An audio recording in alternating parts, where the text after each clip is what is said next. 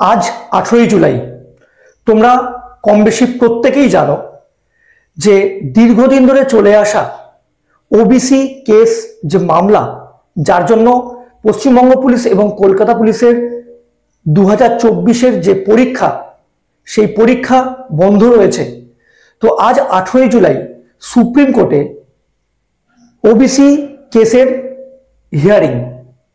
তো এই যে দীর্ঘদিন ধরে চলে আসা যে ওবিসি কেস, যেটা এতদিন ধরে পেন্ডিং পড়ে রয়েছে, যার জন্য WBPRB পরীক্ষা নিতে পারছে না, এই ফ্রাস্ট্রেশন, এই পাজেলড, তোমরা প্রত্যেকেই কম বেশি ফ্রাস্ট্রেটেড হয়ে রয়েছো, পাজেলড হয়ে রয়েছো।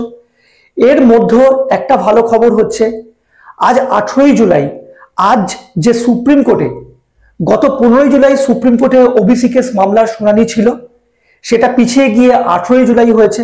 তো আজ 18ই জুলাই, আজকে কিন্তু সুপ্রিম কোর্টে ওবিসি কেস মামলার নিষ্পত্তি হবেই। তার কারণ ওবিসি কেস মামলার শুনানির ফাইনাল লিস্টিং কমপ্লিট হয়ে গেছে।